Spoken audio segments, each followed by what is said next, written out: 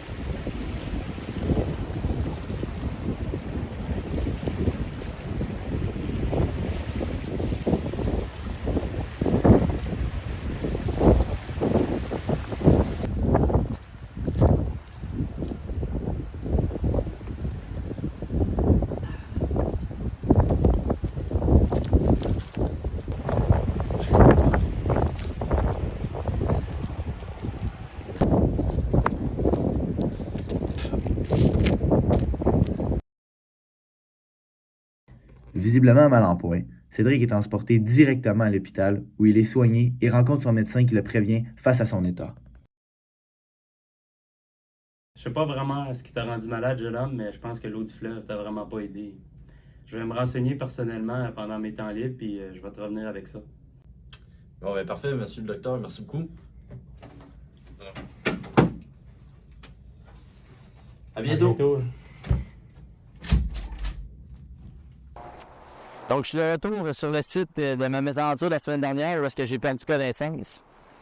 Après cet événement, j'ai décidé de faire ma propre recherche sur ce grand cours d'eau que je connaissais pas tellement finalement. Voici donc le récit de mon aventure d'aujourd'hui où est-ce que je suis allé à centre-ville de la ville de Québec pour pouvoir rencontrer trois experts qui m'en ont appris un peu plus et qui en ont ajouté à ma recherche sur le fleuve Saint-Laurent. Le premier fut mon docteur Guillaume qui m'a fait part de sa conclusion par rapport à les événements de la semaine dernière. Salut, je m'appelle Guillaume et je suis un médecin curieux de nature. Par la suite, j'ai rencontré Maxence, un expert des eaux.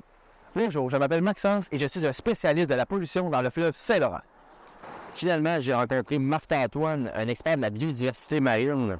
Bonjour, je suis Marc-Antoine et je suis un expert en biodiversité marine du fleuve Saint-Laurent.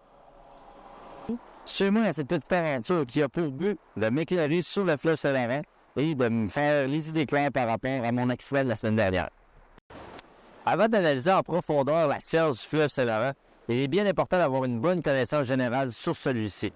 Je vais donc vous entretenir sur plusieurs faits importants que j'ai découverts durant ma petite recherche personnelle sur ce grand cours d'eau.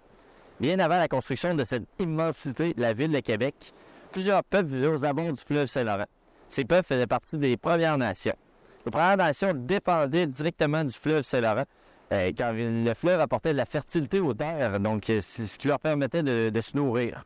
Également, les Premières Nations faisaient de la pêche au niveau du fleuve, ce qui leur permettait de se nourrir et de faire plusieurs produits divers, comme de l'huile pour s'éclairer, etc.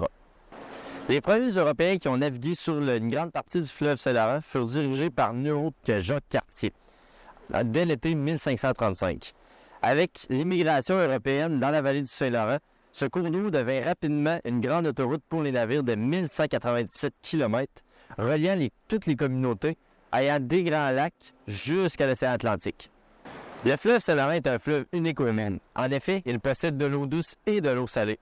L'eau salée débute au niveau de l'océan Atlantique jusqu'à environ la pointe de l'île d'Orléans, qui est juste là-bas. Sa largeur varie d'une dizaine de mètres jusqu'à 48 km entre la Côte-Nord et la Gaspésie. Sa profondeur, elle, varie de quelques mètres jusqu'à 300 mètres. Avec une aussi grande variété de caractéristiques, le fleuve Saint-Laurent a permis à des milliers d'espèces aquatiques de se faire un nid chaud ou un nid froid, dépendamment du temps de l'année. Heureusement pour les marins, le plus gros monstre du fleuve Saint-Laurent est la baleine bleue. Elle n'est pas très effrayante malgré sa grande taille. Aujourd'hui, le fleuve est encore au cœur de la vie des Québécois. En effet, il y a des grands navires qui circulent quotidiennement pour nous amener toutes sortes de vivres importés de l'Europe ou d'autres continents. Également, plusieurs villes comme Québec, Trois-Rivières et Montréal se situent directement en contact avec le fleuve car elles ont été bâties sur ses rives. Bref, la ville humaine a beaucoup changé les environs dans les derniers siècles et c'est peut-être pourquoi, quand j'ai bu l'eau du fleuve, j'ai eu autant de troubles. Oh, j'ai recevoir un texto de mon docteur Guillaume qui me dit être déjà sur les lieux de notre rencontre. Allons le rejoindre. Bonjour docteur. Bonjour Cédric. Ça va bien? Oui, vous? Oui, t'as fait. Je suis vraiment ravi de te parler aujourd'hui parce que je pense que j'ai trouvé pourquoi tu as été malade finalement. Je suis pas mal sûr que c'est à cause de la montée des eaux salines dans le fleuve Saint-Laurent. OK. Tout d'abord, il est important de comprendre que la montée des eaux, c'est un phénomène qui est lié au changement climatique. C'est vraiment dû à cause du réchauffement climatique qui fait monter les eaux de tous les océans puis de toutes les mers, ce qui cause l'entrée des eaux salines dans l'estuaire du fleuve Saint-Laurent.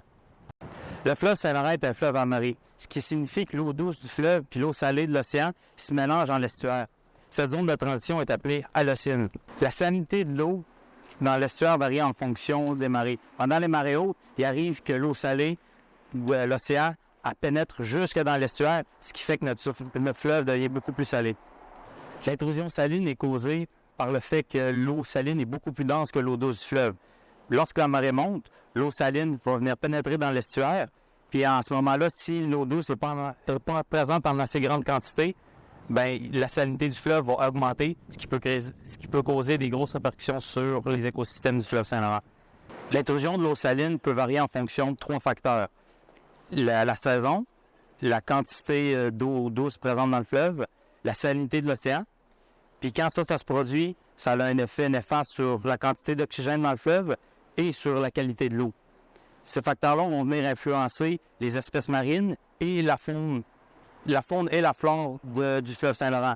Puis ça a des impacts, des grosses répercussions sur l'activité humaine et les activités économiques grâce au fleuve Saint-Laurent. Avec le réchauffement climatique, la fonte des glaciers fait augmenter tous les niveaux d'océan, ce qui a augmenté même la fréquence de toutes les montées salines, ce qui vient jouer sur les facteurs que j'ai mentionnés précédemment. Pour conclure, la géométrie complexe du fleuve Saint-Laurent et ses marées vient faire des montées d'eau saline. Pour préserver notre écosystème intelligemment, il va falloir comprendre comment ces marées-là fonctionnent et travailler ensemble pour les limiter. Bon, merci beaucoup, Dr. Guillaume. Ça me fait plaisir. Connaissez-vous quelqu'un, par exemple, qui pourrait m'enseigner un petit peu plus sur le fleuve? Oui, je connais Maxence et Marc-Antoine, qui sont 2 très bons experts sur ce sujet-là, puis je pense qu'ils sont dans le coin en ce moment. Bon, on va essayer de les trouver. Merci beaucoup. Salut. Ah, excusez-moi. Oui. C'est vous, Maxence? Oui, c'est bien moi. Oui, je suis envoyé par Dr. Guillaume. C'est vrai que je me suis intoxiqué dans le fleuve la semaine dernière. Ok, enchanté. Oui, asseyez-vous avec moi. Effectivement, Guillaume m'a bien prévenu de votre visite. En fait, selon moi, c'est en raison de la pollution dans le fleuve que vous avez été intoxiqué et je vais vous expliquer pourquoi. OK. Alors, Cédric, moi, je ne suis pas un médecin, alors je peux pas t'expliquer pourquoi tu étais malade, mais selon moi, c'est la pollution du fleuve qui t'a rendu ainsi. Je vais t'expliquer, en fait, pourquoi le fleuve est autant pollué aujourd'hui. Il y a plusieurs raisons qui expliquent ce phénomène. Et pour cela, nous devons reculer un peu dans le temps. Donc, premièrement, il y a les activités industrielles. Elles se résument par des rejets industriels, soit des produits chimiques toxiques, des métaux lourds, des déchets solides et d'autres substances qui sont directement rejetées dans le fleuve, principalement durant les années 1800 et 1900. Cette activité est l'une des principales causes de la pollution dans notre fleuve. Mais par chance, des mesures ont été mises en place afin de limiter cette abomination. Il n'est pas tout. Il y a aussi les activités agricoles qui font l'utilisation de pesticides et d'engrais chimiques qui se déversent directement dans les cours d'eau et les rivières qui se jettent dans le fleuve. De plus, il y a à peine 30 ans, les déchets domestiques appelés les eaux usées sont encore rejetés dans le fleuve sans avoir été désinfectés. Je te présente un graphique juste ici représentant le nombre de stations d'épuration des eaux usées. Ce sont des stations qui traitent les eaux usées juste assez pour les rejeter dans l'environnement, mais pas assez pour les rendre potables. Ce graphique nous montre le nombre de stations d'épuration par population desservies en millions de personnes entre les années 1980 et 2003. Il est donc possible de constater qu'avant 1984, les usines de plus de 2 millions de personnes contenant des médicaments, des produits chimiques, des bactéries, des microplastiques et des virus sont directement déversés dans notre magnifique fleuve Saint-Laurent. Et même après l'installation exponentielle de stations comme font le voir sur ce graphique, une étude démontre qu'il y a encore 60% des eaux usées qui réussissent à se rendre dans le fleuve sans être désinfectées. C'est en fait en raison des fortes pluies. car les stations d'épuration ne peuvent recevoir toutes ces eaux. Alors il y a des débordements d'eau usée mélangés avec de l'eau de pluie qui se rend directement dans l'environnement. Mais afin de te rassurer, des précautions sont mises en place et beaucoup de personnes y travaillent afin de trouver des solutions contre cela. En 2020, nous comptons 833 centres d'épuration des eaux qui, à l'ensemble, traitent 5,6 millions de mètres cubes d'eau par jour. Finalement, une autre cause non négligeable et qui cause encore problème à ce jour est les activités de transport maritime. Sachant que le fleuve Saint-Laurent est la principale voie de transport maritime pour l'exportation de produits au Québec et ailleurs dans le Canada, le fleuve est très utilisé. Alors Cédric, avec ce que je viens de t'apprendre, j'espère que tu seras capable de retenir ta soif parce que le si joli fleuve fut une poubelle pour les humains durant très longtemps et même si d'énormes améliorations ont été faites, le mal est fait. C'était une super belle rencontre avec Maxence. Maintenant, on va aller rencontrer Marc-Antoine. Maxence m'a dit qu'il était où aujourd'hui. On se présentement sur les plaines d'Abraham. Et je crois bien que Marc-Antoine est là-bas, est en train d'observer le fleuve. Sûrement, on va aller rencontrer.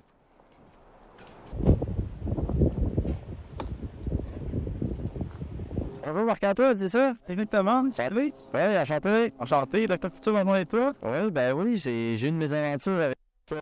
On m'a dit que peut-être que vous allez m'en apprendre un petit peu plus. Je suis là pour ça. Parfait. En effet, Cédric, je pense que les deux ont en partie raison. Donc, comme Dr. Guillaume l'a dit, l'eau salée a un effet néfaste sur l'équilibre électrolytique de ton corps. Donc, qu'est-ce qui se passe quand cet équilibre électrolytique vient être déséquilibré? En fait, c'est qu'il provoque une très grosse déshydratation, ainsi qu'il peut avoir des gros problèmes sur ta santé.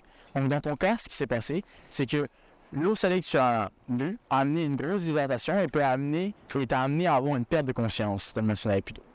De plus, comme a dit Maxence, que tu as rencontré tout à l'heure, l'eau du fleuve est extrêmement polluée. Et cette pollution contient des produits chimiques et des contaminants, justement. Et ceux-ci viennent amener un effet néfaste sur ta santé, eux aussi. Car ils peuvent amener, justement, des maladies, des problèmes gastro-intestinaux et même des problèmes neurologiques. Mais il est important à noter que ce n'est pas les deux seuls facteurs qui peuvent avoir causé, justement, ta perte de conscience. Peut-être la température de l'eau que tu as bu, la qualité de l'échantillon que tu as bu en lui-même, ou même ta santé en tant que telle. Donc, il faudrait, comme tu as dit, aller consulter un médecin pour mieux en savoir. Et en effet, tu as vécu ce que beaucoup d'espèces marines vivent en ce moment. Donc, beaucoup de ces espèces marines ne sont pas capables de tolérer la montée des eaux salines. Et donc, doivent justement dériver vers d'autres mers, ce qui va amener une diminution de la diversité, de la biodiversité dans le fleuve. Regarde, ça, c'est un schéma qui représente la montée de l'eau saline dans le fleuve Saint-Laurent. Maintenant, ça peut peut-être t'aider à mieux visualiser et comprendre pourquoi votre fleuve n'est pas une eau douce, mais bien une eau salée dans certains endroits. Par contre, pour ce qui est de la pollution, c'est encore pire. Tu vois, la pollution amène les déversements d'hydrocarbures, les déchets industriels et même les pesticides. Ceux-ci ont des effets dévastateurs sur la faune marine. Ils peuvent amener certaines maladies et même dans certains cas la mort.